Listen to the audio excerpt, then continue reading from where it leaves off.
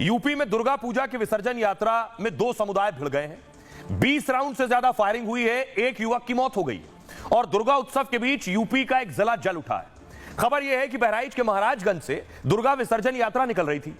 लोग नाचते गाते और डीजे बजाते जा रहे थे। तभी मुस्लिम समुदाय के कुछ लोगों ने कहा कि डीजे बंद कर दो, लेकिन विसर्जन यात्रा निकाल रहे लोगों ने इस पर ऐतराज जताया कि धार्मिक उत्सव है भाई, डीजे क्यों बंद कर दे। दावा है मुस्लिम समुदाय के कुछ लोगों ने पथराव किया, विसर्जन यात्रा में शामिल लोग घायल हो गए और उसके बाद बवाल बढ़ गया। विवाद के बीच एक हिंदू युवक उस छत पर चढ़ गया जहां से पथराव हुआ। नीचे से लोग नारे लगा रहे थे और युवक राम गोपाल को उकसा रहे थे। राम गोपाल मिश्रा ने छत पर पहले से लगा हरा झंडा उखाड़ फेंका और फिर नारा लगाते हुए वहां भगवा झंडा फहराने लगा। इससे मुस्लिम समुदाय के लोग भड़के और हमलावर हो गए। राम गोपाल को घसीटकर अपने घर के अंदर ले गए, वहां उसकी पिटाई की और उसे गोलियां मारी। राम गोपाल के शरीर पर चाकुओं से भी कई वार हैं और जो उसे बचाने आया उस पर भी हमला किया गया है। राम गोपाल की हत्या से भारी हंगामा हुआ, बवाल होने लगा। लोगों ने वहां कई घरों में आग लगा दी और गाड़ियां जला डाली। लोगों को सुनिए, ये सब कुछ रात को हो रहा था। उसके बाद देखिए जरा क्या हुआ दिन में राम गोपाल मिश्रा का शव सड़क पर रखा गया।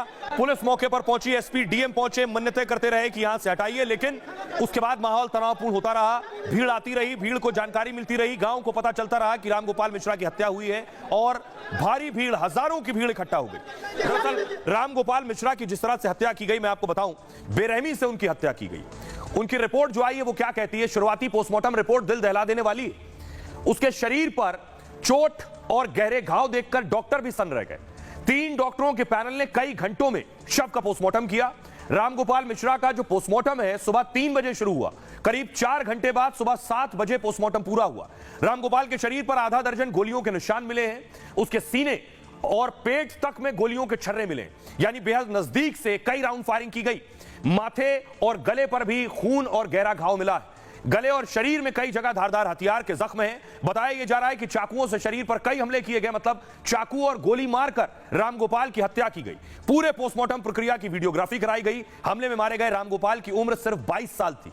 वो 3 भाइयों में सबसे छोटा था। 4 महीने पहले ही उसकी शादी हुई थी। राम गोपाल भाइयों के साथ गांव में खेतीबाड़ी का काम करता था। राम गोपाल की पत्नी और परिवार का रो रो कर बुरा हाल है। परिजनों ने पुलिस प्रशासन पर लापरवाही का आरोप लगाया है। कहा पुलिस समय पर एक्शन लेती तो राम गोपाल जिंदा होता। पीड़ित परिवार ने अब सीएम योगी से गुहार लगाई है। आरोपियों के एनकाउंटर और बुलडोजर एक्शन की मांग हो रही है। योगी आदित्यनाथ को जानकारी मिली, योगी ने फोर्स भेजा है कई जिलों से। आप देख रहे हैं उसके बाद ये फोर्स पहुंचा है, अलग अलग डिस्ट्रिक्ट से पुलिस फोर्स पहुंचा है। खुद एसपी डीएम मौके पर मौजूद हैं। ये तस्वीरें आप देख रहे हैं, पुलिस ने पेट्रोलिंग की है, सड़कों पर पुलिस का पहरा है, चप्पे चप्पे पर पुलिस पहुंचाई गई है, जिसके बाद हालात नियंत्रण में आए हैं। और खास तौर पर जब हिंसा हो रही थी, तस्वीर आपको दिखाऊं, देखिए जरा, जो परिवार उस वक्त इस स्थिति में थे जिन पर जो हिंसा का शिकार हो सकते थे, यूपी पुलिस ने देखिए उनको अपनी गाड़ियों में बिठाया है। बताया जा रहा है ये कुछ मुस्लिम परिवार हैं जिन्हें गाड़ियों में बिठाया गया और उसके बाद घरों से निकाला गया है, दूसरी जगह लेकर गए।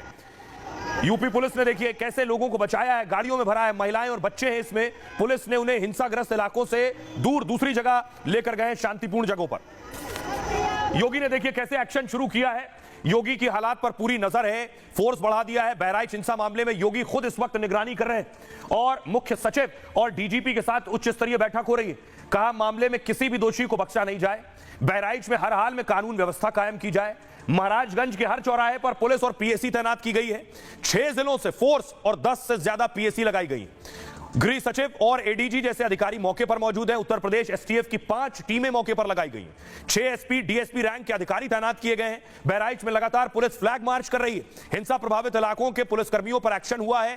थाना प्रभारी और चौकी इंचार्ज को सस्पेंड कर दिया गया है। तो 10 आरोपियों के खिलाफ एफआईआर दर्ज की गई। अब तक 30 लोगों को पुलिस ने हिरासत में लिया है, लेकिन मुख्य आरोपी अब्दुल हमीद और सलमान फरार है, जिन पर गोपाल की हत्या का आरोप है। फरार आरोपियों की पहचान हो गई है। हिंसा प्रभावित इलाकों में इंटरनेट बंद कर दिया गया है। इस वक्त यह स्थिति बहराइच की है। सुनिए जरा पुलिस के बड़े अधिकारी क्या कह रहे हैं। उत्तर प्रदेश में उपचुनाव होने 10 सीटों पर अखिलेश यादव योगी की कानून व्यवस्था पर सवाल उठा रहे हैं। बीजेपी और योगी अखिलेश और समाजवादी पार्टी से सवाल कर रहे हैं। योगी आदित्यनाथ ने कहा बहराइच में माहौल बिगाड़ने वालों को बख्शा नहीं जाएगा। वो कह रहे हैं यूपी में सभी की सुरक्षा की गारंटी है, लेकिन उपद्रवियों और जिनके चलते वारदात हुई ऐसे लोगों पर कठोरतम कार्रवाई के निर्देश दिए गए। अखिलेश यादव ने कहा बहराइच का मामला पूरी तरह से इंटेलिजेंस की नाकामी है। शासन और पुलिस की चूक की वजह से घटना हुई है। प्रशासन को देखना था कि लाउड स्पीकर पर आखिर क्या बज रहा था। केशव मौर्य ने कहा यूपी की शांति और सौहार्द बिगाड़ने की साजिश सफल नहीं होगी। दंगाइयों को संरक्षण देने वाले एक बार फिर सक्रिय हो रहे हैं, लेकिन हमें सतर्क और सजग रहना होगा। प्रियंका ने कहा बहराइच हिंसा के दोषियों पर सख्त से सख्त कार्रवाई हो। राज्य सरकार जनता को भरोसे में लेकर हिंसा रोके, जनता कानून अपने हाथ में न ले और शांति बनाए रखे। गिरिराज सिंह कह रहे हैं हिंदू त्योहारों पर फिर पत्थरबाजी की घटना और राहुल गांधी जैसे महान नेताओं का मौन धारण, क्या इसी दिन के लिए देश का बंटवारा हुआ था?